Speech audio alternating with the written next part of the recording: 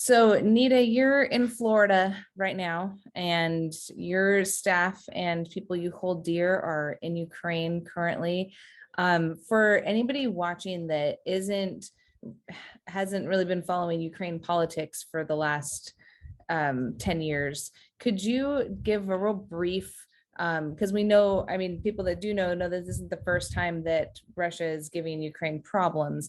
Could you give a tiny bit of a brief background, maybe from like 2014 in the last couple of years, kind of what Yeah, Russia has done? Not a whole history lessons, obviously, but just to give people like a little okay, bit of just quick. background.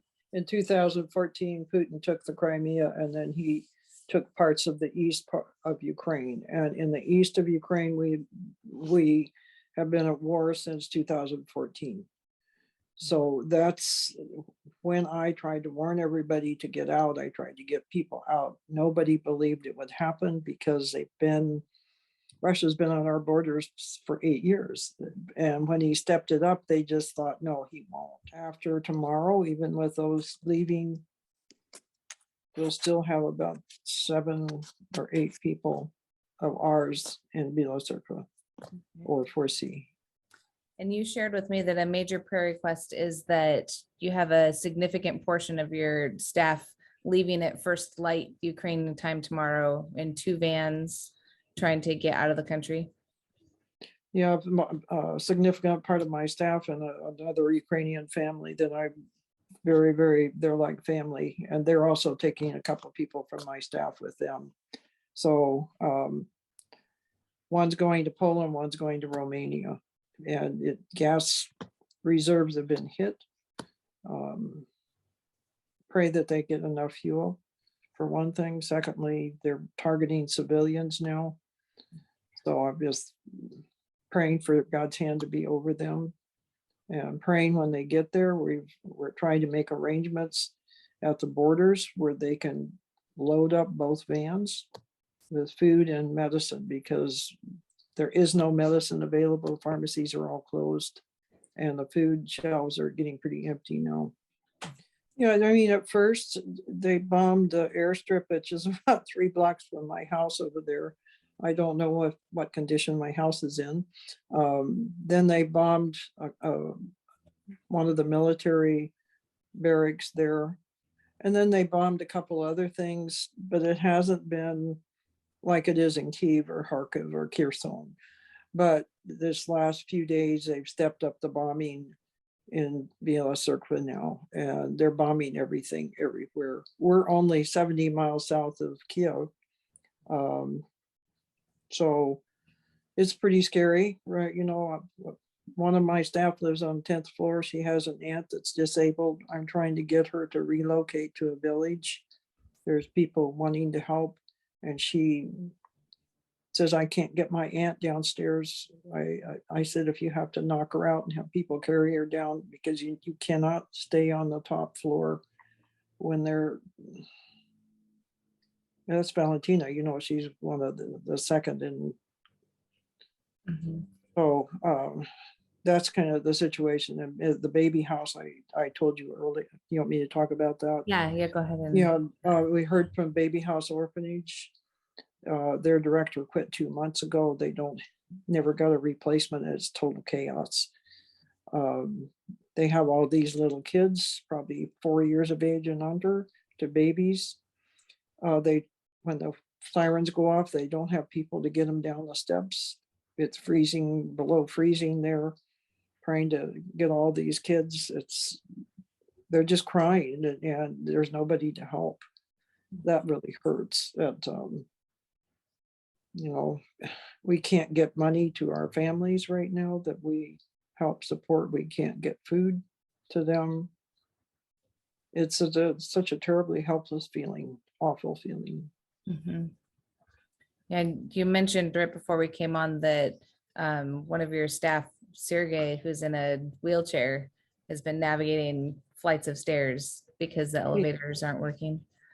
Yeah, all the elevators were shut down the second day, so there's no more elevators.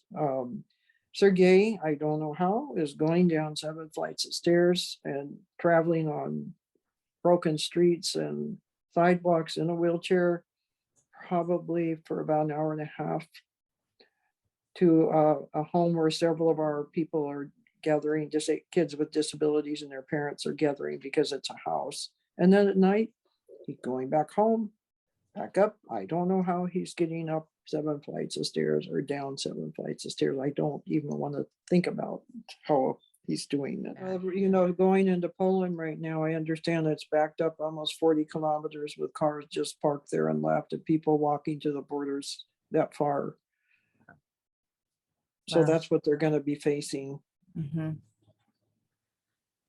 Wow. So I have a lot of people asking, people from here, different churches and things, asking, how can we help? Is there anything we can do to help?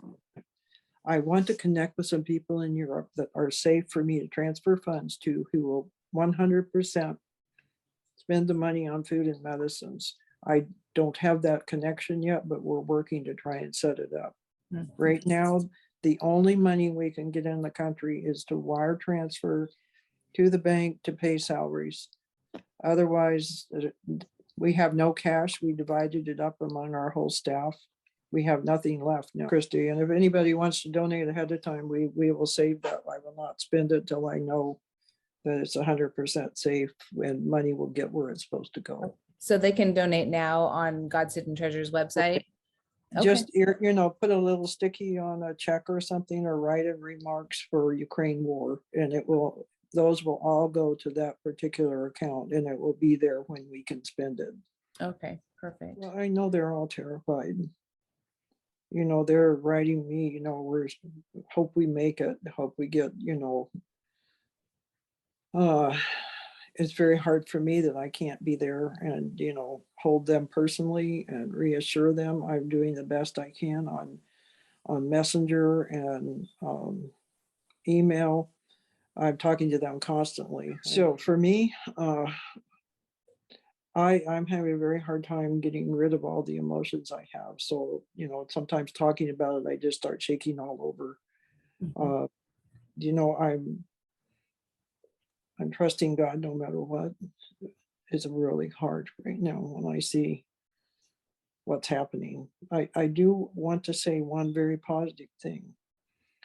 For many years, I've heard Ukrainians always saying, somebody needs to come help us. Somebody needs to help us to do this, somebody this. And I'm always saying, you're a big country for Europe. You have all the natural resources. You have to decide who you are as a country.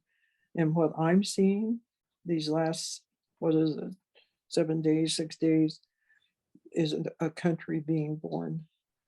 They know who they are now, and they are united like they've never been before. And the courage I'm seeing people kneel down in front of tanks, and then a whole village or town comes up and stands in front of the tank.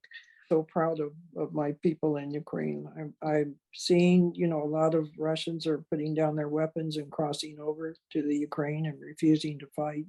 A lot of them are punching holes in the gas tanks of their vehicles and disabling them. I'm praying for more of that. What better way to stop Putin's Russian army than for them to refuse to fight? And I just pray God's hand, you know, just like we pray over the picnic every year, no rain in the park. I'm praying God's hand, please save Ukraine. Thanks everybody for all the prayers. It's such an encouragement for the people in Ukraine.